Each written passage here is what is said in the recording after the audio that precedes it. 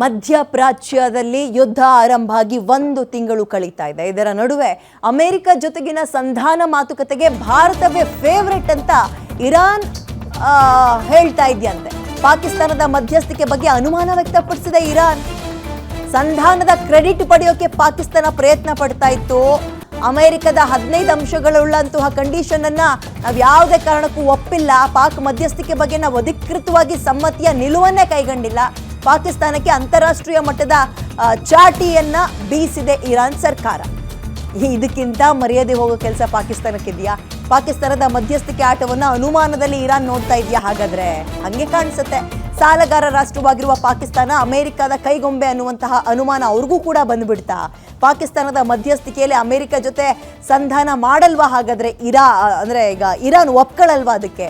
ಅಂದರೆ ಪಾಕಿಸ್ತಾನ ಏನಂತು ಅಂದರೆ ಅಮೆರಿಕ ಮತ್ತು ಇರಾನ್ ಇಬ್ಬರಿಗೂ ಕೂಡ ನೀವಿಬ್ರು ಬನ್ನಿ ಯುದ್ಧ ನಿಲ್ಲಿಸಬೇಕು, ಮಾತುಕತೆ ನಮ್ಮ ದೇಶದಲ್ಲೇ ಆಡಿ, ನಾವೇ ಜಾಗ ಕೊಡ್ತೀವಿ ಅಂತ ಮಾತಾಡಿದ್ರು. ಪಾಕಿಸ್ತಾನವನ್ನು ನಂಬೋ ಪರಿಸ್ಥಿತಿಯಲ್ಲಿ ಯಾರೂ ಇರಲಿಲ್ಲ. ಆ್ಯಂಡ್ ಅಮೆರಿಕದ ಕೈಗೊಂಬೆ ಅದು ಅಂತಲೂ ಗೊತ್ತು. ಅಮೆರಿಕ ಏನು ಹೇಳುತ್ತೋ ಅವರು ಅಲ್ಲಿ ಹೇಳಿದ್ದನ್ನು ಇವ್ರ ಬಾಯಲ್ಲಿ ಒದರ್ತಾರೆ ಅಂತ ಇರಾನ್ಗೂ ಗೊತ್ತಾಗ್ಬಿಟ್ಟಿದೆ. ಹಾಗಾಗಿ ನಂಬಕ್ಕೆ ಹೋಗಿಲ್ಲ ಅವ್ರನ್ನ. ಮತ್ತಷ್ಟು ಮಾಹಿತಿಯನ್ನು ನನ್ನ ಕಲೀಗ ದಿಲೀಪ್ ವಿಶ್ಲೇಷಣೆ ಜೊತೆ ಕೊಡ್ತಾರೆ. ದಿಲೀಪ್, ಮೊನ್ನೆನೂ ನಾವು ಇದ್ರ ಬಗ್ಗೆ ಮಾತಾಡ್ತಾ ಇದ್ವಿ ಅಲ್ಲ, ಪಾಕಿಸ್ತಾನ ಅದೇನು ಅಷ್ಟೊಂದು ಹುಮ್ಮಸ್ಸಿನಿಂದ ನಾವು ಯುದ್ಧ ನಿಲ್ಲಿಸ್ಬಿಡ್ತೀವಿ ಅಂತ ಹೋಗ್ತಾ ಇದೆಯಲ್ಲ, ಒಪ್ಕೊಳ್ಳುತ್ತಾ? ಸಂಧಾನ ಯಶಸ್ವಿ ಆಗುತ್ತೆ ಅನ್ನೋದ್ರ ಬಗ್ಗೆ ಮಾತಾಡ್ತಾ ಇದ್ವಿ. ಈಗ ಇರಾನಿಗೆ ಯಾಕೆ ಪಾಕಿಸ್ತಾನದ ಬಗ್ಗೆ ನಂಬಿಕೆ ಇಲ್ಲ, ವಿಶ್ವಾಸ ಯಾಕಿಲ್ಲ? ಏನು ಅನುಮಾನ ಪಾಕಿಸ್ತಾನದ ಮೇಲೆ?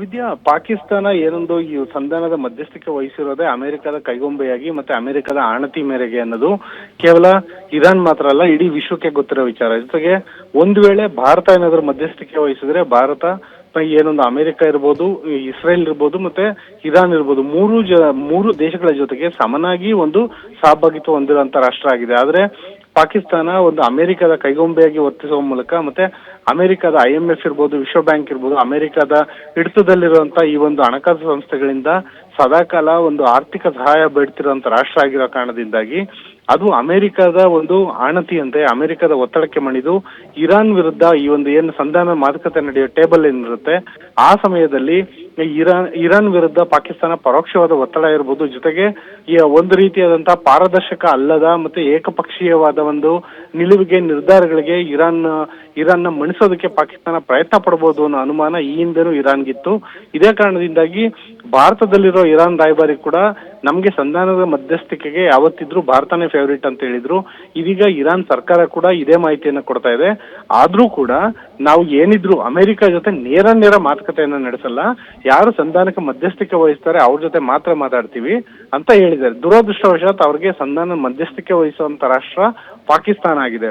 ಒಂದು ವೇಳೆ ಮುಂದಿನ ದಿನಗಳಲ್ಲಿ ಭಾರತವನ್ನೇನಾದ್ರೂ ಮಧ್ಯಸ್ಥಿಕೆ ವಹಿಸೋದಕ್ಕೆ ಅಮೆರಿಕ ಒಪ್ಪದಲೇ ಹೋದ್ರೆ ಪಾಕಿಸ್ತಾನವನ್ನಂತೂ ಇರಾನ್ ಒಪ್ಪೋ ಚಾನ್ಸಸ್ ಕಾಣಿಸ್ತಿಲ್ಲ.